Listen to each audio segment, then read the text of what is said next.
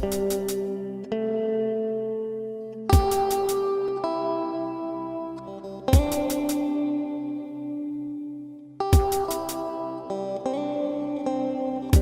se retrouve aujourd'hui pour une nouvelle rencontre autour du prix Chronos, comme Marilyn l'a dit. Et aujourd'hui, eh bien, c'est vraiment intéressant puisque on a des jeunes avec nous. Et comme le livre de Jérôme Collin traite quand même en partie, beaucoup des ados, c'est vraiment chouette. Comme ça, ce ne sera pas simplement un dialogue de vieux là entre nous. Donc, il y aura donc vraiment toute l'opportunité, des réactions aussi des jeunes. Et ce serait bien que vous débattiez. Donc ici, c'est plutôt une conversation. On va poser des questions, on va y répondre. Et ce serait bien que vous interveniez avec vos expériences, vos réactions. Voilà, si vous n'êtes pas d'accord, il faut vraiment le dire. D'accord? C'est ça qui est intéressant. Pas dire des oui comme ça. Alors, cette année-ci, donc, en fait, ce sont 4 livres qui ont été sélectionnés par les bibliothèques. Donc, en fait, vous avez un public ici qui a lu, tout le monde a lu votre livre, même les jeunes. Donc, ce n'est pas une promotion pour votre livre, c'est vraiment un débat à propos du contenu du livre, puisque tout le monde l'a lu, et plus des autres livres Chronos. Il y avait un sujet qui devait être fait. OK. Vos 2 romans, donc Jérôme Collin, oui, vous avez peut-être envie de dire un petit mot avant de commencer. Mais merci d'être là, tout simplement. Ok. Vous avez écrit 2 livres, Éviter les péages. Et dans ce premier livre, donc dans les 2 livres, dans les 2 romans, les 3 thèmes tout à fait importants, c'est le couple, les enfants, les ados et la peur de la mort. Dans Péage, c'est plutôt le couple qui est mis en évidence. Les enfants sont déjà là, mais à travers le témoignage d'une personne qui prend le taxi, et la mort y est déjà. Dans le deuxième, le couple cède plutôt la place à la famille et aux enfants, et la mort prend une place plus importante. Alors moi, je pense qu'il y aura un 3e roman, une trilogie, où c'est la mort qui va prendre, le thème peut-être de la mort qui va prendre la première place. Mais ça, c'est un... Écoutez, c'est bien deviné parce que c'est le cas. Voilà, c'est normal, c'est l'évolution. Il y a vraiment une progression, mais donc les thèmes sont chaque fois là, bien présents. Alors, ceci pour vous demander en première question, est-ce qu'écrire est vraiment un exutoire au cœur d'une crise existentielle au début de la quarantaine? Oui. Okay. Oui, très clairement. C'est, et en quoi le premier livre, Éviter les péages, il parlait vraiment de la crise de la quarantaine et du couple. Est-ce que je consacre la dernière partie de ma vie pratiquement à la même chose qu'à la première? Est-ce que je poursuis ce que j'ai commencé? Ou est-ce que je recommence à zéro parce que le compteur tourne et si je veux vivre plusieurs vies parce qu'effectivement je trouve cette mort très injuste et en tout cas trop précoce, est-ce que je remets tout en question? Est-ce que je rabats les cartes? Ça, c'était l'histoire du premier. Il y avait aussi le deuil qui était très présent. C'est pas le fait d'envisager la mort qui est au centre du livre. C'est de s'y confronter à travers la perte d'un homme qu'on aimait, à savoir le père. Et moi, c'est quelque chose avec lequel j'ai eu beaucoup de problèmes. J'ai très peu qualifié en deuil. Je le fais très mal. Et donc, il me fallait réfléchir à cette question. Donc oui, c'était la réponse à une crise. La deuxième, c'est aussi un moment de crise. C'est la crise des adolescents, qui est assez similaire d'ailleurs à la crise de la quarantaine, je trouve. Et donc oui, écrire, c'est des moments de crise, très clairement. Après... Est-ce que ce serait une sorte de thérapie, comme le narrateur va chez le psy pour essayer de trouver une réponse à ses problèmes et à un sens de sa vie? Est-ce que le fait d'écrire serait une sorte de thérapie pour se retrouver? Alors, de thérapie, je ne sais pas, mais de temps de réflexion. C'est-à-dire qu'on a tous des vies, je pense, qui vont très vite. On est très occupé avec le travail, avec l'administration, avec les soucis, avec les enfants, avec la famille. Bon, et on prend assez peu le temps de réfléchir finalement sur qui nous sommes, ce qu'on veut vraiment, plutôt que de fonctionner de manière automatique, etc.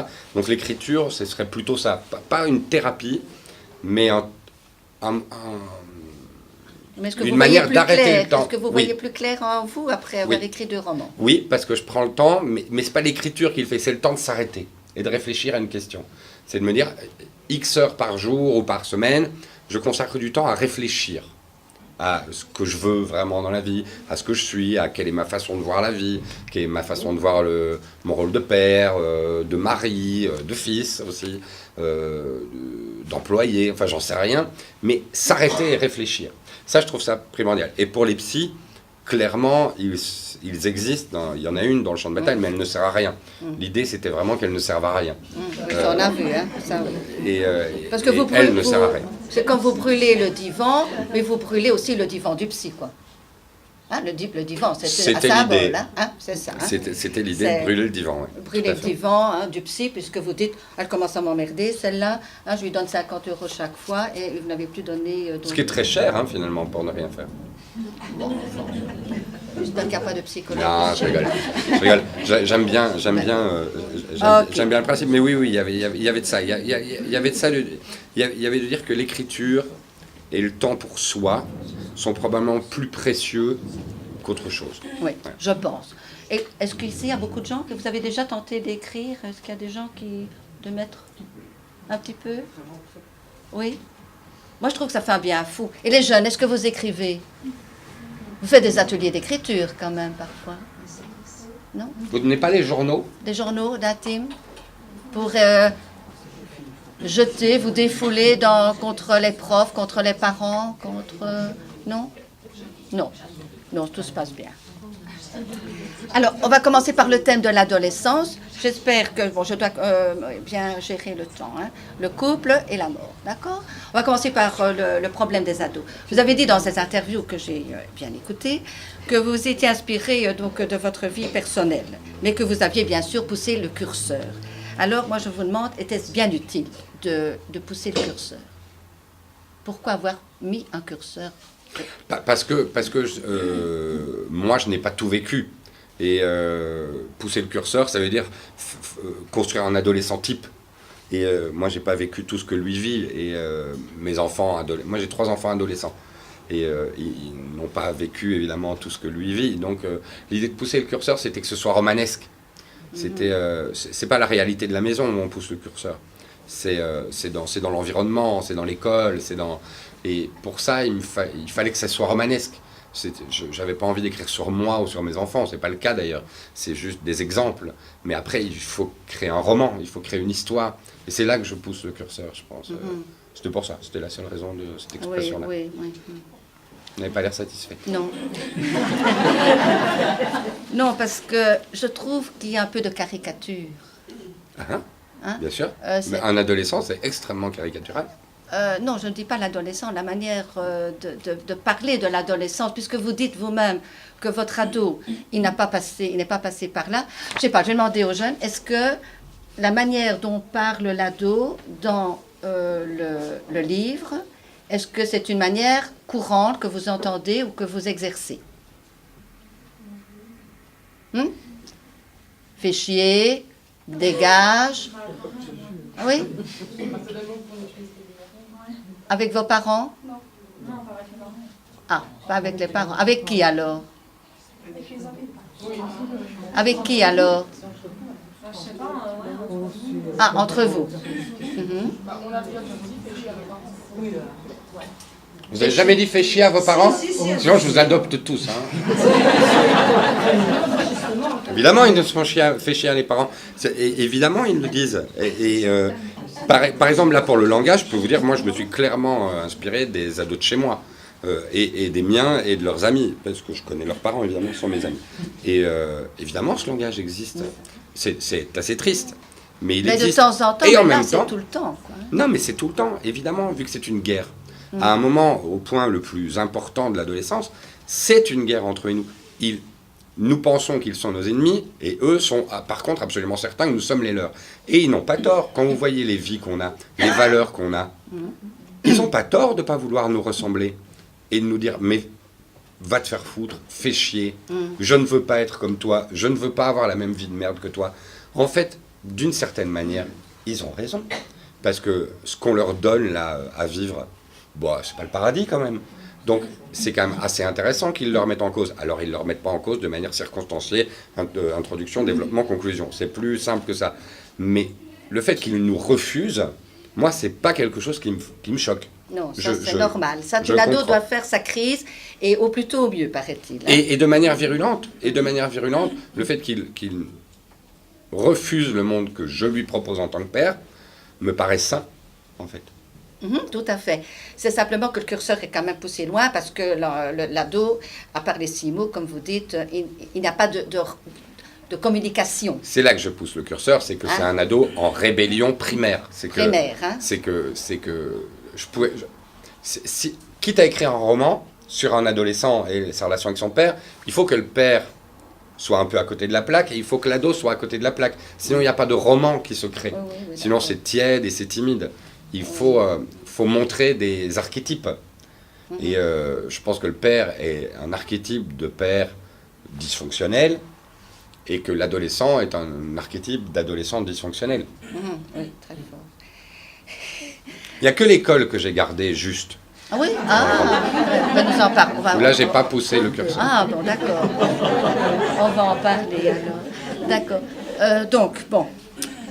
En fait, alors, pourquoi est-ce que le narrateur, donc dans ses réflexions internes, dit toute sa rage, donc, et qu'il est d'accord avec la réaction de l'ado, mais que dans les paroles, il reprend le discours que son propre père a utilisé. Voilà. Parce que nous sommes formés à ça. Et pourquoi? Alors, prenons le cas de l'école, par exemple. Ouais. Dans le roman, j'écris j'ai détesté l'école et elle me l'a bien rendue. C'est moi. Moi, j'ai détesté l'école. Ouais. Et pourtant, j'ai fait des études et tout ça. Mais j'ai Pas détesté dans le l'école. roman, hein? Pas dans le roman, mais moi. Oui, J'ai détesté vous. l'école. Oui, ça c'est déjà un décalage. Vous avez fait des études, vous avez été journaliste. Alors, c'est ça qui me dérange un peu, parce que c'est dire aux ados, vous voyez, c'est pas la peine d'aller à l'école. J'ai jamais dit ça. Hein, bon. J'ai jamais dit ça. Hein. J'ai toujours dit qu'il Ah, était si. très important d'aller à l'école. Si, quand vous dites là... Pas dans la je me déshabille. Oui, Pas oui, de la façon dont elle déshabillez-vous, était, parce que- pas de la façon dont elle est donnée aujourd'hui. Quand Que vous je trouve devez absolument expliquer votre rétrograde. fille, là, la moniobole, là, je ne sais pas quoi, là, hein, vous dites que, bon, moi, je n'ai pas attendu ce que c'est maintenant. Dites-moi, Quand vous je me devez souviens. expliquer, vous savez, la Les physique, propriétés là, du ouais. triangle scalène. Oui, oui, ça, oui, et puis l'autre. Alors vous dites, bon, moi j'ai jamais étudié ça, ça m'a pas empêché de créer une famille, hein, de travailler dessus. Et moi je dis, ben non, on n'est pas obligé, on n'est même pas obligé d'aller à l'école là, pour faire créer une famille. Hein. Non. Non, non. Mais, Alors, donc, mais quand même, vous avez été à l'école, c'est ça que je voyais, c'est ce hiatus. C'est parfois projeter une idée de dire, bah oui, il a raison, hein, un ado qui va lire ça va dire, bah oui, l'école... est-ce qu'il vous a semblé que le message dans le livre, c'était « n'allez pas à l'école » Ok. Pas ça, mais que l'école n'est pas important, enfin, Si, qu'il n'y a pas que ça. elle n'est pas adaptée. Adapté. J'ai pas dit qu'elle n'était pas importante, elle est primordiale. C'est ce que je dis je pense dire entre les lignes, c'est qu'il y a une question d'égalité que notre société doit atteindre. On doit tous être égaux. C'est-à-dire que la famille ne nous permet pas d'être égaux. C'est-à-dire que il y a des enfants qui naissent dans une très bonne famille équilibrée. Il y en a des enfants qui vivent dans des familles avec des morts prématurées, des alcooliques, des malades, des drogués, des Ça, gens c'est qui n'ont pas d'emploi. conditionnant, ça. Il n'y a pas d'égalité dans Non. la naissance. Non. Or, l'État a créé un endroit où l'égalité est supposée être. L'école, C'est l'école. bien sûr. Or, Oui. excusez-moi, Bah, mais ce n'est pas le cas. Plus maintenant, ça dégraisse. Parce que vous dites que l'école n'a pas changé depuis 30 ans. Bon, vous pourriez être mon fils. 50, facile. Comment 50 ans, facile. Vous avez 5 ans Non, non, non, non. L'école n'a pas changé depuis Non, mais dans 50 votre ans, roman, vous dites elle n'a pas changé depuis 30 Ouais. ans par rapport au narrateur. Moi, je vous dis que l'école a changé. Elle a même régressé. Oui, elle a régressé. Elle a régressé. Mais est-ce qu'elle a régressé ou c'est la société qui avance tellement vite Hein qu'en fait on a l'impression qu'elle a régressé. Or en fait elle n'a pas bougé. Mais comme la société a vécu des révolutions, il y a une révolution qui s'appelle d'ailleurs Internet, Voilà. et l'école n'en a pas tenu compte. Or c'est probablement la révolution la plus importante depuis la révolution industrielle, la fin du XXe. Or je constate que c'est pas nouveau Internet, je veux dire. Ça va, ça a 25, 30 ans maintenant. L'école n'a pas réagi à la vitesse. Et maintenant, c'est une institution tellement lente qu'elle est larguée aujourd'hui. Elle ne pourra plus s'adresser à des enfants comme eux. Ils vont trop vite pour elle. Ils sont multitâches, multifonctions, ils vont trop vite pour elle. Et vous ne parviendrez plus jamais à les intéresser avec les Flusses d'Asie du Sud, puisqu'en fait, ils sont multitâches, ils font 3 trucs en même temps, Et ce sont des zappeurs. C'est-à-dire qu'on ne peut plus capter leur attention de la même manière qu'on peut capter l'attention d'une classe, parce que leur cerveau a muté. C'est-à-dire que depuis qu'ils sont petits, ces enfants-là, ils regardent la télé avec leur portable. Hein, ils ont 7 discussions en même temps sur leur portable et en même temps ils regardent une série sur Netflix. Heureusement que l'école est là pour apprendre la lenteur et revenir à un rythme quotidien. Elle ne leur apprend plus. Elle ne leur apprend plus. Non. Non, elle ne leur apprend plus. Je pense qu'elle ne leur apprend plus. Mais si à l'école, on a encore un rythme un peu où on revient à un quotidien, où on prend le temps de décortiquer un texte, où on apprend à des tas de choses. Dès qu'ils sont sortis, c'est fini. Moi, j'étais en vacances. Ah non, ils apprennent par eux-mêmes, ils ont le monde dans leurs mains. Ils n'apprennent pas, Mais savent. Si, ils apprennent par eux-mêmes. Vous apprenez par vous-même des choses sur YouTube. Ils ne retiennent pas. Regardez des tutos pour apprendre des trucs qui vous intéressent potentiellement. Oui, en fait, il ne faut pas les prendre pour des cons. Ils apprennent. Pas du tout. En fait, ils apprennent. Ils ont bien plus que nous le monde à portée de main. C'est-à-dire que 95% du temps, ils vont regarder des conneries, des vidéos, des anges et des bazars. Mais 5% du temps, ben oui. Mais je vous dis, j'en ai des comme ça à la maison, j'en ai plein. mais 5% du temps, ils vont regarder des choses intéressantes. Et en grandissant, ils vont en regarder de plus en plus. Ils ont un accès à l'information qui est colossal. Donc, que devrait faire l'école aujourd'hui? Plutôt que de leur apprendre des choses. Ils n'ont pas besoin d'apprendre des choses. Elles sont dans leurs mains. Ce que l'école devrait faire, c'est leur apprendre le plaisir d'apprendre. Or, je trouve, personnellement, en tant qu'ex-étudiant et père d'adolescents, que l'école n'apprend pas l'unique chose qu'on devrait leur apprendre, le plaisir d'apprendre. Parce que vous et moi, et nous, on sait quel plaisir c'est d'apprendre. D'apprendre, de comprendre le monde de plus en plus. Monsieur. L'enseignant, c'est sa tâche principale, c'est de motiver les élèves à prendre plaisir à apprendre. De quelle façon? En découvrant des auteurs, en découvrant la langue française, en apprenant à argumenter pour se défendre après dans la vie d'adulte, pour ne pas se laisser pigeonner. Vous étiez prof de français? Oui. Alors je suis d'accord. De quoi? Mais pour le reste?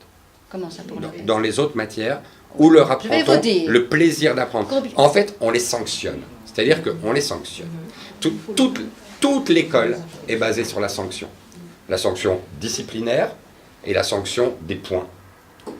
Et de la décision finale dans l'année, tu passes pas.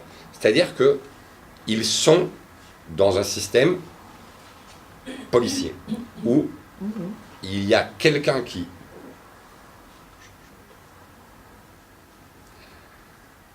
est l'autorité et d'autres qui sont les autres, le peuple. Je pense que ça ne peut pas fonctionner comme ça. On ne peut pas fonctionner de 3 ans à 18 ans sous une autorité et devenir la personne qu'on devait être. C'est-à-dire qu'il y a une notion de liberté qui est quand même perdue. Or, ces enfants-là, faut quand même se souvenir qu'il y en a 3800 en Fédération Wallonie-Bruxelles qui sont exclus chaque année de l'école. 3800, mettez-les en file, ça fait beaucoup. Hein. Où est le plaisir d'apprendre? Il y a les autres quand même qui apprennent et qui ont peut-être du plaisir. Et nous sommes le pays, la Belgique, qui a le taux de redoublement le plus élevé du monde. Oui, mais avec le pacte d'excellence, vous allez voir, ça va tout va être réglé. Tout va être réglé. Et en plus d'avoir le taux de redoublement le plus élevé du monde, on a le taux d'insatisfaction à l'école le plus élevé du monde, c'est paru il y a 2 mois, et au test PISA, on est à la ramasse totale. Donc, moi je veux bien qu'on continue de défendre l'école belge. Mais pour une fois que c'est elle qui a le bulletin, elle devrait quand même l'écouter. Test PISA catastrophique, taux de renvoi le plus haut du monde, taux de redoublement le plus haut du monde, taux de satisfaction des étudiants le plus bas d'Europe. Donc, ce que pose la question du livre, c'est justement pourquoi est-ce qu'à un moment donné, personne n'est capable de dire à cet ado... Voilà, il n'y a personne qui le prend. Voilà. Parce que les parents ne prennent pas leur responsabilité. Mais pas du tout. Ce que vous oubliez, mais pas du tout. Ça, c'est la phrase du prof que je déteste. Ça, c'est la culpabilité. Mais non, ça, c'est la culpabilité. Mais vous culpabilisez l'école. Moi, je culpabilise un peu les parents. Je culpabilise une institution. Il ne faut pas culpabiliser les parents. Il n'y a aucune formation pour être parent. Il n'y a aucun diplôme. Pourquoi est-ce qu'on culpabilise les parents alors que ce n'est pas une profession et être parent? C'est quoi qu'il arrive être imparfait, on va tous échouer. Hein. Comment va-t-on faire pour ne pas en vouloir à cet enfant? Parce qu'en fait, il souffre. D'où vient sa souffrance? Quelle est-elle? Comment peut-on l'aider? C'est ça la question. Mais c'est pas de dire c'est un sale gosse, il est condamné, hop, on le renvoie et on le refile à quelqu'un d'autre, comme c'est le cas 3800 fois. Et pourtant, la Fédération de mère, Wallonie-Bruxelles. la mère vous dit, hein, la mère qui est l'élément stable de la famille, Oui. hein, qui dit, ben, tu crois que c'est éduqué et de l'élever en disant tout le temps, toute la journée, t'es chiant, t'es paresseux, t'es si. Donc le père, il adopte la même situation que l'enseignant. Tout à fait. C'était ça l'idée. Alors, donc, je trouve que vous donnez la définition d'enseigner et d'éduquer. Enseigner, oui, c'est les profs. Éduquer, non, c'est la famille, pour moi. Sauf qu'il y a une grosse remise en question du père. Voilà. Hein? Est-ce que l'école Voilà. va se remettre en question? C'est la question Comment aussi. Le père, il se remet en question dans le roman. Mais l'école, est-ce qu'elle se remet en question Je suis très Non, content que vous non. soyez là. Non, alors non, pas du tout. Alors là, ça a l'air... alors, une petite phrase, moi, qui m'a fait tilt, c'est quand on dit dans le roman, votre enfant n'a pas les possibilités de suivre dans notre établissement. Ça, je l'ai entendu. Donc, Oui, t'avais déjà entendu? Ah oui, je l'ai entendu avec un de mes fils. Ah oui, je suis d'accord. Mais Qui ça, l'a déjà entendu? On lève les doigts. non, eh ben, c'est parce qu'il était dans une école élitiste. Non. Non, il était dans une école à pédagogie active, vous imaginez même pas. Donc, Tous dans le même moule, c'est ça. Hein? Non, ça coince. Non, parce que nous, dans nos écoles ici, ici, en Ardennes, on ne va jamais dire ça à un élève. Hein. Non. oh, écoutez-les, écoutez le public. Oui, bien sûr, ça se passe. C'est dans des écoles élitistes. Hein. Non. Ben, moi, j'ai fait 3 écoles, j'ai jamais entendu ça. On fait venir les parents, on a des rencontres avec le PMS, on fait des réunions pour essayer. Et Ils se renvoient la patate chaude. comment? Ils se renvoient la patate chaude. Moi, j'ai connu des enfants, moi j'enseignais en primaire. Eh bien, il y a des enfants, on les mettait là, puis là ça n'allait plus, on les mettait là, et puis là. Ils sont ballottés. Oui. Ils sont ballottés. Un enfant qui est vraiment trop difficile, et à un moment donné, et c'est vrai, on se sent impuissant, on ne sait plus que faire. Oui. C'est vrai, mais... Quoi? Oui, moi je l'ai entendu, hein, pour un de mes enfants, j'ai eu rendez-vous avec... Ils ont intérêt à aller plus loin parce qu'on leur fait déjà leur réputation avant qu'ils... En plus, Oui, en oui, plus ça, le bien dossier sûr. suit, hein, c'est très Oui, bien. oui, ça bien sûr, ça bien sûr. Oui. Ça devrait être interdit, hein, d'ailleurs, ce transfert de Parce que dossier. c'était quand même une devrait école. arriver vierge dans C'est une pas nouvelle que école. les écoles des villes, c'est les écoles de chez nous aussi. Tout à fait, c'est différent, c'est très différent. C'est très différent. Je pense qu'on n'a pas... ici, on est privilégiés. Hein. Je pense. Mais je suis content que certains aient compris que dans le livre, ce n'est pas les enseignants qui sont attaqués. Vraiment. Non. J'admire. Je pourrais pas. Franchement, vous me mettez devant une classe d'ados comme ça, j'en tue 2 avant la fin de la semaine. Je pourrais pas. Donc je suis admiratif. Admiratif. Mais l'institution, non. Oui. Je pense qu'elle doit être attaquée. L'institution, mais c'est quand même là l'école. Qu'aurait dû faire l'école vis-à-vis de cet ado pour le remotiver? Alors, ça, c'est- Mon Dieu, oui. ça on parle de l'exclusion. Parlons de l'exclusion juste 2 minutes. L'exclusion scolaire, elle est intolérable. Dans tous les cas. C'est-à-dire qu'en fait, ce qu'il ne faut pas oublier, ce n'est pas des élèves, c'est des enfants. Et en fait, dans le modèle de société qu'on aimerait, j'imagine, la plupart d'entre nous pour demain, c'est une société d'inclusion. Hein. On va arrêter de rejeter celui qui est gay, celui qui est noir, celui qui est arabe, celui qui est musulman, celui qui est je ne sais pas quoi. Arrêter de rejeter les gens et inclure tout le monde dans la même société. Moi, c'est la société dont j'ai envie. C'est une société inclusive. Or, si l'école montre déjà que quand tu es différent, tu es exclu, ils vont reproduire ce modèle-là demain. Donc, moi, j'en ai parlé avec la ministre de l'Enseignement et je lui ai expliqué pourquoi j'estimais qu'en fait, l'exclusion scolaire devrait être purement et simplement interdite. Interdite. Vous avez un caillou dans votre chaussure en tant que prof, vous gardez le caillou dans votre chaussure. Vous ne le mettez pas chez le prof du voisin, parce que le gamin qu'on va renvoyer, il va faire la même chose de l'autre côté. Donc en fait, prenez un caillou, mettez-le dans la chaussure du voisin, qui va mettre le caillou dans la chaussure du voisin. Ça devrait être interdit. Cet enfant, il faut l'aider. Alors mettons en place les structures pour l'aider. Que dans chaque entité, il y ait une école dans laquelle il y a une classe avec ces gamins, où on ne va plus leur donner cours. On va leur réapprendre à aimer l'école, tout simplement. Propre colère du narrateur ressurgit et vous êtes presque content peut-être que l'enfant puisse lui dire ce que vous n'avez peut-être pas osé dire, fait chier. Vous Non, comprenez? non. Moi ce que j'ai voulu écrire c'était une histoire de deuil. C'est un homme, un père qui doit faire le deuil de ses enfants. C'est-à-dire qu'il a adoré avoir des petits-enfants, Ouais. vous savez, ces petites choses qui vous prennent les joues, là, et pour qui vous êtes une espèce d'être absolu comme ça. Hein. Ça n'est plus. Ils ont grandi, ils ont moins besoin de Ouais, lui, c'est normal. voire plus besoin de lui. Et je voulais que sa crise, ce soit une véritable crise de deuil. je ne suis plus le père que j'ai été, je ne suis plus Dieu. Ça, on l'a senti, ça, Voilà. c'est bien décrit. C'était ça que je voulais écrire plutôt que... Mais pas par rapport à votre propre... Non. Parce que je sens... J'aimerais vous dire oui. Non. Mais non. Mais dans le roman, je pourrais, en tant que prof de français, vous voyez, en retirer une analyse de ça. Bah Oui. écoutez, après, des fois on écrit des choses dont on n'a pas conscience, Voilà. hein, mais celle-là, je n'en avais pas conscience. Si elle est- Voilà. Ah, je trouvais que le grand-père était fort présent. Et là, je trouve que les grands-parents sont très peu présents ici dans le roman. Or, dans les autres romans, les 3 autres, les grands-parents jouent un rôle très important par rapport à leurs petits-enfants, et qui sont même dans les crises de couple. Hein, c'est marrant, dans les 3, on en parle, qu'on va mettre l'enfant chez les grands-parents, parce que ce sont des temporisateurs, on va dire, des modérateurs.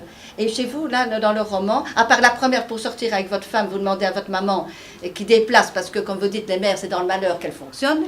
Hein, et donc là, bon, donc ils vont chez la grand-maman. Et moi, enfin, avec mon ado, moi, que j'ai une grande crise avec avec mon aîné, les aînés, ils portent tout, vous voyez, je pense que c'est plus difficile avec un aîné qu'après que les autres s'assouplissent, à mon avis. Eh bien, je pense que les grands-parents jouent un rôle, parce on change, il y a moins de jugement, et peut-être, je ne sais pas ce que vous en pensez. Oui, je suis d'accord. J'ai pensé à un moment les inclure de manière plus présente. Alors, il y en a un qui est présent, hein, c'est celui qui est mort, c'est le grand-père. Pour moi, il est très présent. Non, mais pour aider l'ado, je veux Mais, dire. Moi, mais ce que je voulais, c'était la famille nucléaire. Ah, Ce oui. qui m'intéressait, c'était la question de la famille nucléaire. C'était parents-enfants.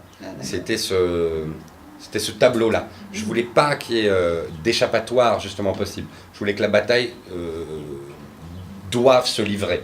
Or, s'il y avait une possibilité d'échappatoire, va chez tes grands-parents, alors il n'y avait plus de face-à-face quotidien. D'accord. Pour moi, il y avait un camp, l'autre camp, Voilà. une tranchée, et pas le choix, fallait y aller. Pas de- C'était ça qui m'intéressait. D'accord.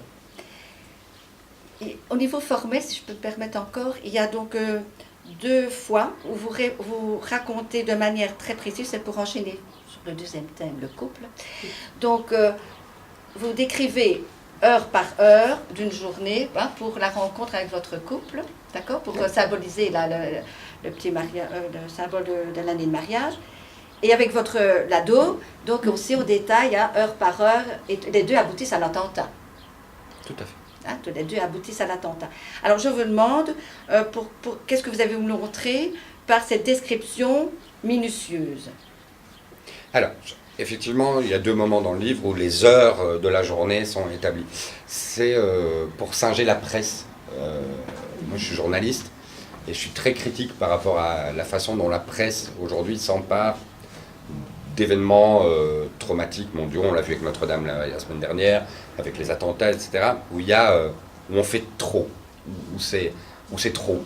Et on voit même dès le lendemain des articles qui détaillent, minute par minute, la journée de l'agent de police qui a fait ceci finalement le soir, du terroriste, du mec qui a été sauvé à l'aéroport, etc. Ce n'est pas de l'information. Et c'est du storytelling. C'est comment mettre du suspense dans un journal, alors qu'il n'a pas besoin de suspense, il a besoin d'information. Et donc je voulais reproduire cette manière de faire là, et en plus ça prévenait les gens que quelque chose va arriver, d'une certaine manière. Ça. Mais pas la chose qu'ils pensent, j'imagine, dans la scène de l'hôtel du début. Donc il y en a un qui coupe la relation. Bon, alors on va passer au couple. Hein. Et pour la sexualité, là, bon, déjà cette première partie, est-ce que c'est pas un peu dramatique à 40 ans de déjà prendre du Cialis pour être sûr d'avoir une relation? Qu'est-ce que ce sera à 60? Ah oui, C'était C'était- à 80. c'était justement ce qui m'intéressait. C'était, je voulais mettre en scène un homme qui n'était plus certain de rien, était dans le doute total. Était dans le doute par rapport à l'amour que sa femme peut lui porter, de l'amour qu'il peut porter à sa femme, de l'amour de ses enfants, de son travail, etc. Et donc, évidemment, de sa sexualité. Et donc, ce que j'ai voulu faire, c'est pour ça que j'ai fait que sa femme était pharmacienne, je me suis dit, c'est un type, pour moi, il bande encore, mais il est tellement peu sûr de lui qu'il veut en être sûr. Vous voyez ce que je veux dire? Et donc, je me suis dit, je vais lui faire ça. Ça m'amusait beaucoup, parce que ça montrait un homme empli de doutes, évidemment. Vous voyez ce que je veux dire? D'accord, oui. Et ça m'intéressait beaucoup. Oui, mais donc quand on doute à ce point, est-ce qu'on ne doute pas vraiment des rapports amoureux? Est-ce que vous... Non. Bah. Le corps et l'amour, c'est deux choses qui sont séparées, non? Qui peuvent se rejoindre, mais qui sont a Ouais. priori séparées.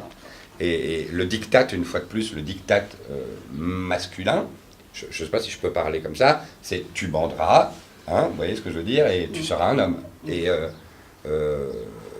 c'est un diktat très violent aujourd'hui, c'est un diktat violent, parce que c'est pas ça d'être un homme, évidemment, ce n'est pas que ça. Or, c'est vrai qu'une des images de l'homme, ça va être ça. Et je pense que ça aussi, ce sont des images qui doivent changer. Chacun a droit à la faiblesse, par exemple. Sinon, si vous êtes celui qui est faible et qui doit se taire par rapport à cette question, comment vous sentez-vous? Probablement très mal, vu que le diktat général est il faut être puissant, il faut être fort, il faut être un bon père, il faut être un employé modèle, il faut être un mari exceptionnel, il faut être à la fois tendre, mais à la fois brutal. Vous voyez ce que je veux dire par là? Oui. C'est très compliqué. Et donc, je voulais le mettre dans une situation où, en fait, c'est un type qui va bien. Il n'a pas de problème dans la vie. Il a une femme qu'il aime, en réalité. Tout va bien pour lui. Je pense qu'il a une sexualité moyenne, un couple moyen, mais il n'y a pas de catastrophe, il n'y a pas de drame dans sa vie. Mais je voulais que tout soit dramatique pour lui. Même, évidemment, sa sexualité et la peur qu'il en a. Parce qu'il a peur de sa femme, il a peur du corps de sa femme. Parce que ça fait un petit bout de temps qu'il ne l'a pas touché. Il n'est plus sûr qu'elle l'aime, et donc qu'elle le désire, et donc qu'elle ait envie de le toucher. Donc tout ça fait qu'il se met des protections. Et ce médicament, ça me plaisait, parce que je trouvais qu'il était... ça représentait bien le personnage. D'ailleurs, sa femme le dit, que de plus en plus d'hommes viennent en chercher et que vont de plus en plus tôt. D'ailleurs, je voulais parler de ce couple qui est un peu, ça aussi c'est voulu, c'est romanesque, donc de ce binôme, hein, vous renversez les valeurs. Le mari a beaucoup de sensibilité féminine et la femme est plutôt le masculin. Oui, pour moi, ça n'existe plus, ça. Non, moi, je vis déjà dans un autre monde. Alors je pensais peut-être que c'était une manière de dire, est-ce que l'homme d'aujourd'hui a difficile de trouver sa place? Évidemment. Il ne peut plus être le patriarcat et il ne peut pas non plus, vous voyez, c'était une manière Mais de... en fait, tout parce est que la une femme est pharmacienne, elle travaille, le monsieur, il ne travaille pas beaucoup. Parce qu'il a un rendez-vous, il doit être représentant, il s'enferme 3 jours dans les WC, il n'y a personne qui se demande, tiens, il ne va pas travailler. Donc j'avais l'impression que vous aviez retourné la situation, c'est le mari qui s'occupe des devoirs, hein, donc des enfants. La femme est pharmacienne, je crois qu'elle serait plus adaptée à expliquer le losange scalène et tout ça, que lui a l'air plus littéraire. Enfin, je l'ai ressenti comme ça, hein, qu'il avait l'air plus littéraire, puisqu'il dit, oh là là là là, c'est loin. La femme prend les décisions, elle tempère, elle fait son puzzle, comme l'homme avant lisait son journal quand il rentrait, elle fait son puzzle pour décider. Je devrais vous présenter ma femme. Oui, mais c'était romanesque. Hein. Et alors... Je suis contre les rôles... Mais là, vous avez fort changé, vous n'avez pas les rôles. Non, je trouve qu'il faut donner tous les rôles à tout le monde. Et on est effectivement... Enfin, moi, je pense être de la première génération. Je ne suis pas le père que mon père a été, très clairement. Je suis plus attentionné aux enfants. Parce que c'est notre génération. Grâce voilà. à vos parents qui ont connu mai 68 et qui ont commencé donc à lutter contre les contraintes et tout ça. Et on a fait un peu des enfants, dont vous êtes déjà un peu le début, qui ont eu beaucoup moins de contraintes et donc qui n'ont plus assez de balises. Hein, aussi, c'est parce que les ados en ont besoin. Donc, le père, c'est pas une question, mais je parle du rôle que chacun se voit octroyer. Aujourd'hui, on doit aller vers une certaine égalité des tâches. C'est-à-dire que je me sentirais très mal que ma femme passe sa journée à la cuisine, si vous voulez. Donc, je trouve qu'il faut un partage des tâches. Oui. Et le droit à la faiblesse, il est des deux côtés. Oui. C'est-à-dire que masculin aussi, moi, je le revendique. Je revendique le droit à ma propre faiblesse, à ma propre imperfection. J'ai le droit. Oui, parce que c'est pas populaire de dire ça. Enfin, c'est pas populaire. On Vous ne le aimez dit bien pas. vous lever dans les bras de votre femme. Évidemment. Oui, ce sont des images féminines, quoi. Ça, vous comprenez ce que je veux Non. dire? Ben, non, ben, enfin, avant, quoi. Enfin, Vous faites la distinction encore comme on fait, comme on faisait Oh, avant. ben. C'est ce que je fais. ben, j'ai lu dans un article, et de plus en plus, qu'on revient à un certain machisme. Hein. Ça se renverse les jeunes d'aujourd'hui. On a eu toute cette période de votre génération, de la mienne aussi, où on a renversé les rôles et il semblerait qu'on revienne où les hommes, un certain... Ouais, ben, bonne chance à eux parce qu'elles ont des sacrés caractères. Heureusement, heureusement. Je leur souhaite bonne chance. Oui, heureusement. Vous dites dans votre livre que ce serait peut-être les enfants qui tuent la relation du couple. Hein, vous le dites plusieurs fois. C'est la vie en tout cas du narrateur au début du livre. Parce que il est très bête au début du livre. Et il dit, non, au début du livre, il pense que ce sont ses enfants qui l'empêchent, qui empêchent son couple de s'épanouir et de rester aussi vivace que ce qu'il n'était. Évidemment, il a tort, mais j'ai un livre pour lui faire comprendre qu'il a tort sur cette question. Un bon rappel faute qui me fait chier dans un vieux couple, ça fait parfois du bien, parce qu'après, ça rétablit une certaine communication. Ah, Après, on doit en parler. Hein? bien. C'est comme ça. Après, on doit en parler.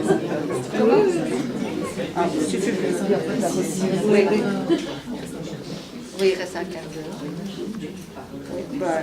Oui, j'ai trop. Oui.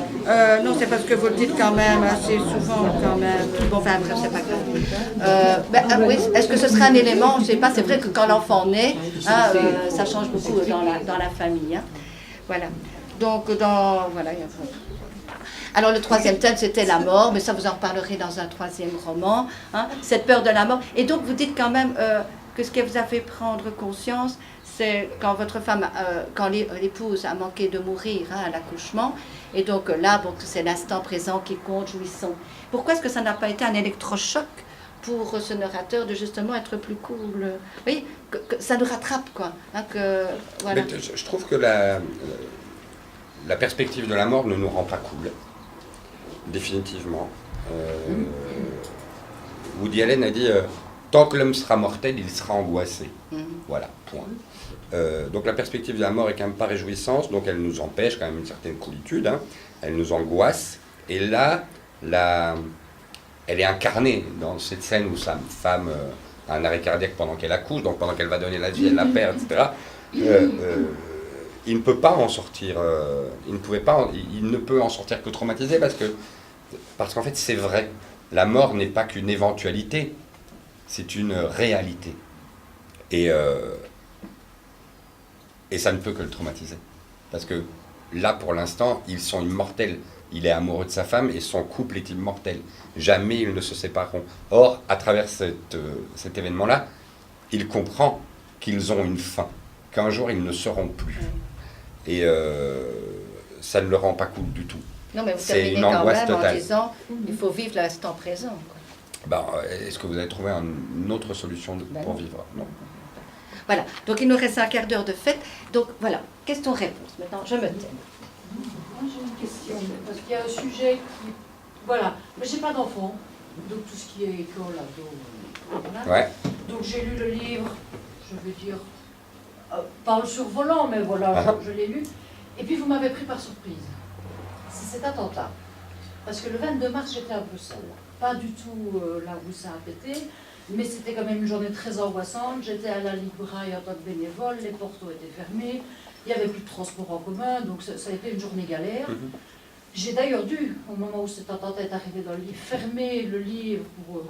Ouais, bien sûr. Est-ce que vous avez pensé aux gens qui ont été pris d'une manière ou d'une autre dans ces attentats, quand vous l'avez écrit, en le mettant comme ça par surprise? Oui, j'en connais deux. Je me suis demandé si je pouvais... j'en connais trois. La fille d'un collègue de la RTBF qui est décédée. Je connais bien Mohamed El Bachiri qui a perdu sa femme aussi. Dans les attentats. Et je me suis demandé si je pouvais les utiliser en toile de fond. Mais comme je parlais de la violence de la famille, la violence de l'école, et qu'elle n'existe pas sans la violence de la société dans laquelle on vit, et que j'étais en train d'écrire ce livre quand les attentats ont eu lieu, pour moi je ne pouvais pas ne pas les inclure finalement. Ce qu'ils représentaient, c'était un autre archétype de la violence de la société, et très proche, et l'ultra-violence en plus. Et donc je les ai approchés, j'espère, de manière respectueuse, pas Je n'espère pas avoir profité des événements pour écrire un À livre. mon sens, ça a vraiment été le coup qui arrive par surprise, au fait. Tout à fait. Parce qu'on ne s'attend pas du tout à Tout ça. à fait. Et je vous dis, j'ai dû fermer le livre, me poser un peu, parce que même si j'étais loin de tout ça, ça a quand même été une journée angoissante. Bien Il sûr. m'a fallu 6 heures pour revenir de Bruxelles, Bien avec sûr. 8 voitures différentes, une organisation... Mais voilà, je me dis, moi, j'étais quand même loin, est-ce que ça ne risque pas de faire plus de mal à des gens qui étaient plus proches des attentats, des parents qui... Non, mais après, quand vous écrivez, vous faites toujours mal à quelqu'un, franchement. Oui. Parce qu'il y a toujours quelqu'un qui va avoir mal à un endroit où vous ne vous en doutez pas. Et même dans vos proches, en fait. Hein. Les personnes auxquelles vous faites le plus mal quand vous écrivez, c'est vos proches. Parce qu'ils peuvent éventuellement essayer de se reconnaître quelque part. Mais il faut accepter de faire mal aux gens quand ce n'est pas volontaire. Vous voyez ce que je veux dire? Et même des fois quand c'est volontaire pour des fois pouvoir nous vivre. Ça peut exorciser quelque chose. Faire mal aux gens, c'est... je pense que c'est inévitable dans une vie, quoi. Et particulièrement quand on regarde de près, on blesse quand même vachement plus les gens qu'on aime que ceux qu'on n'aime pas. Donc, oui, c'est une des composantes de la vie, je pense. Ouais. Une question? Oui? Je voudrais rebondir sur le thème justement de l'attentat, puisque vous dites que vous écriviez le livre quand ça s'est arrivé. Donc sur le processus d'écriture, vous n'aviez pas la fin encore, parce que finalement le dénouement se fait pas grâce à l'attentat, mais grâce quand même à celui du 22 mars. Et donc, quand vous avez commencé le livre, comment voyez-vous le principe de l'écriture? Je connaissais les faiblesses de mon personnage, à savoir qu'il y avait deux personnages en crise, un en crise d'adolescence et un père qui était en crise de paternité, en crise de deuil de ses petits-enfants, etc. Je savais que lui allait devoir apprendre qu'en fait, son couple et tous ses malheurs n'étaient pas dus à ses enfants, mais bien à lui-même. C'était ça l'idée, ce que je voulais raconter. C'est que son propre ennemi, c'était lui. C'était pas sa femme, c'était pas ses enfants, c'était pas l'école. C'était lui. Sa vision du monde, des choses, de la famille, et peut-être sa vision de lui-même. Et puis, le processus d'écriture, il est lent. On va jusqu'au bout, et puis il y a un événement, on revient, on se dit « Ah oui, avec ça, ça va être mieux ». Et donc, je reviens toujours en arrière. Ce processus d'écriture, c'est celui-là. Combien de temps faut écrire un roman comme ça? Après, avec le travail, c'est compliqué, parce que je dois lire beaucoup pour la radio, et puis j'ai des enfants, j'ai une famille, j'ai une femme. C'est pas petit moment alors. C'est par petits moments au début, et puis il y a un bloc d'écriture de 2-3 mois beaucoup plus intense, et puis des petits moments, et puis un autre bloc d'écriture de 2-3 mois. Les jeunes, là, vous avez des questions? Vous voulez poser une question? Qu'est-ce que vous posez? Oui? Ah, là, oui. L'histoire, elle se passe à Bruxelles. Et dans le livre, parfois le langage, il est français comme en France. C'est fait exprès ou... Alors, elle se passe en Belgique, l'histoire, et oui, il y a certains mots qui sont typiquement français, ce qui m'énerve beaucoup. C'est mon éditeur, qui est un éditeur parisien, français, qui doit aussi vendre ce livre en France, en Suisse, au Québec, et qui francise certains mots. Et ça, c'est la dernière étape vraiment du travail sur un livre, c'est que tu travailles avec ton éditeur et tu te bats contre lui. Et des fois tu gagnes, des fois tu perds. Encore la guerre, là. Ouais. Des fois tu gagnes, des fois tu perds. Et le titre du livre, je sais que c'est souvent l'éditeur qui le choisit. Non. Non, chez Alary en tout cas, qui est une chouette maison d'édition, c'est les deux. Vraiment. Il n'éditera jamais un livre avec un titre avec lequel je ne suis pas d'accord. Ça n'arrivera pas. Il a par contre des qualités de persuasion assez fortes. Mais ça, le champ de bataille, j'avais deux titres. Hein. Ça devait s'appeler Les propriétés du triangle scalène au début. Le roman. Et puis il y avait le champ de bataille. Et une fois que j'ai eu fini, on a opté simplement pour le champ de bataille. Je trouvais clair. Ça disait ce que ça voulait dire. Avec la photo d'un adolescent, je trouvais que ça faisait un effet qui était intéressant. Oh, celui-là. Comment? M'a poursuivi ce regard. Il est beau, hein? Pendant 6 mois. C'est un jeune Anglais. C'est sa maman qui l'a photographié. C'est vraiment... Oui. Deux. Il y en a un, il en a rien à caler. Les deux aînés, ouais. Le cadet, il s'en fout. Il a 15 ans, il s'en fout totalement. Mais les 2 aînés l'ont lu, ouais. Ouais. Alors, Ça leur a plu, ça avait fait marrer. Je pense qu'il y a des endroits où ils ont reconnu certaines petites choses, mais ça ne parle pas de notre famille. Donc, mais oui, il y a des endroits où ils se sont clairement reconnus et où ils ont reconnu leur père aussi, je pense. Ouais. Ça les a fait rire. Moi, je trouve que ça fait du bien de lire des choses qu'on a vécues, de mettre des mots sur des choses. Bien sûr, je pense que c'est un truc que je leur laisse aussi. Je pense qu'ils connaîtront, quand ils seront adultes, ils connaîtront mieux leur père en lisant ça. puis vous dites que vos enfants ont le plus, ils sont jeunes. 18, 17 et 15. Parce que nous, on a le en classe. Je trouvais que votre propos au niveau sexuel était un peu... Au niveau sexuel était un peu abusif. Ah, Après, de moment, c'est un peu... ouais. Voilà. Alors ça, évidemment, je les préviens que c'est un roman, que la sexualité de l'homme n'est pas la sexualité que j'ai avec leur mère, évidemment, parce que c'est un peu traumatisant. Mais ça, je les préviens, quoi. Je leur dis que c'est un roman. Ils me connaissent aussi. Ils savent bien que je ne vais pas écrire mon intimité avec ma femme, qui en plus est leur mère. Je leur explique que c'est un roman et personnellement, j'essaye d'éduquer mes enfants pour qu'ils n'aient pas de problème avec la sexualité. Parce que je pense que des gens qui ont des problèmes avec la sexualité, c'est lourd dans une vie. Il faut être libéré de ça. La sexualité, c'est quelque chose qui peut être très léger, très agréable, sans trop de prise de tête, et qui fait que la vie est un peu plus jolie. Si par contre la sexualité est problématique, lourde, taboue, culpabilisante, etc., elle peut être source d'immenses souffrances, je pense. Et donc comme ils grandissent quand même, 18, 17 et 15, c'est des discussions qu'on a, c'est des plaisanteries qu'on a. Et je pense qu'il faut dédramatiser la sexualité, c'est très très important.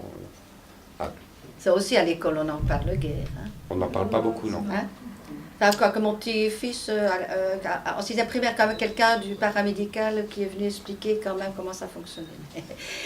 Mais quand ça fonctionne, ils savent, vous savez. Ouais, mais, ouais. Voilà, ils ont dû expliquer quand même en 6e primaire, quand même pour ceux, voilà. Mais qu'on arrête de leur dire, ça c'est normal, ça c'est anormal. Ouais, voilà. Ça c'est ton comportement normal, ça c'est un comportement anormal. Aucun comportement sexuel n'est anormal. Aucun. Ils sont typiques, mais ils ne sont pas anormaux. Et parce qu'il ne faut pas culpabiliser la sexualité des gens, sinon. Je pense que c'est source de souffrance. Une autre question. Vous êtes un bon père, je pense. J'en sais rien. C'est pas ce qu'ils disent tout le temps, non. Non, mais j'ai pas de culpabilité par rapport à ça. J'essaye d'être le meilleur que je peux. Franchement, j'arrive pas tout le temps. C'est normal. Et je trouve que c'est comme le droit à la faiblesse de tout à l'heure. Moi, quand je rencontre des gens qui me disent non, on est des parents quand même exceptionnels. J'ai envie de pleurer. Ça n'existe pas. On est imparfait, un point, c'est tout. Mais j'accepte ça très très bien. J'espère, dans mon fort intérieur, faire le mieux que je peux, avec mes armes, avec mon temps, avec mon caractère, avec mes angoisses, avec tout. Mais être un bon père. Moi, j'ai relevé une citation d'un roman aussi. Julien Blanc-Gras, je ne connais pas, qui a écrit « Comme à la guerre », il a écrit aussi « Comme la guerre, dès qu'on a un enfant, on parle de guerre. Devenir père, c'est gagner en sens ce que l'on perd en liberté. » Je suis d'accord, très bien écrit. Malgré tout, hein, pour clôturer toutes ces ados et tout ça, voilà, c'est quand même un sens que l'on donne à sa vie hein, en créant. Oui, après votre 3e roman, oui. Est-ce que vous pensez écrire un 4e, mais sur un thème beaucoup plus léger, voilà, ouais. Non. Non, parce que raconter des histoires pour raconter des histoires, ça ne m'intéresse pas. C'est trop difficile en fait, ça prend trop de temps. Et c'est juste pour raconter une histoire comme ça, divertissante, que divertissante. J'essaie que les romans ils soient divertissants, qu'on ait envie de les lire et qu'on ait envie de tourner la page. Et ça. J'essaie de le faire, mais avec des sujets qui me touchent. Si c'est pour parler de rien, ça fait quand même beaucoup de temps consacré à parler de rien. Et j'ai pas ce courage. Non, il y a des écrivains qui le font très bien. Moi, c'est pas du tout... c'est pas mon métier, moi. Moi, mon métier, c'est d'être journaliste, de travailler à la radio et à la télé. Ça, c'est mon métier. Donc, quand je fais ça, c'est pour Alors, qu'est-ce qui C'est vous pour a donner un peu de poussé... sens, mais c'est pas pour... Mais vous pourriez écrire un bouquin sur votre métier, un récit, je ne sais pas, une nouvelle Fictif. sur votre métier. Oui, oui, ben je pense, je suis en train de bosser sur le 3e, je pense que dans le 3e, le personnage aura mon métier. Vous avez évoqué tantôt le fait que les médias ne fonctionnent plus ou pas comme vous souhaiteriez qu'ils fonctionnent, donc ça pourrait très bien faire le thème d'un bouquin. Oui, là j'ai envie de parler de la fin de la fin. Donc, et de la fin du couple, et de la mort, et de la fin de l'adolescence, et de l'entrée dans l'âge adulte aussi. C'est les 3 fins dont je veux parler dans le 3e. Mais on verra bien. En gestation. Ouais, en gestation. Et puis vos enfants sont encore jeunes. Oh oui, j'ai encore des surprises. Oui, voilà. Mais non, mais c'est bien, voilà. Moi, je trouve que. Moi, j'aime bien, vous avez. C'est vrai que c'est une caricature, mais ça permet d'en parler. Et puis, Bien sûr. Moi, j'ai des enfants beaucoup plus grands, mais je sais, j'ai traversé tout ça. Non, on se 3 retrouve garçons. quand même un petit peu. Oui, mais après, maintenant, la relation qu'on a avec eux, ben, on se dit, ben, ça n'a pas été pour rien. Non, voilà. Tout à fait. Un état de crise. On les a emmerdés, Et maintenant tout va bien. Bah ouais, mais au bout du compte. ça valait le coup. Ah bon oui, ben ça c'est jamais fini. Hein. Non, C'est une histoire sans fin. Hein. je pense. Eh bien, on va clôturer là, puisqu'il est 11h30, et que votre temps est limité. Un grand merci. Mais merci à vous. Merci. Merci. Merci.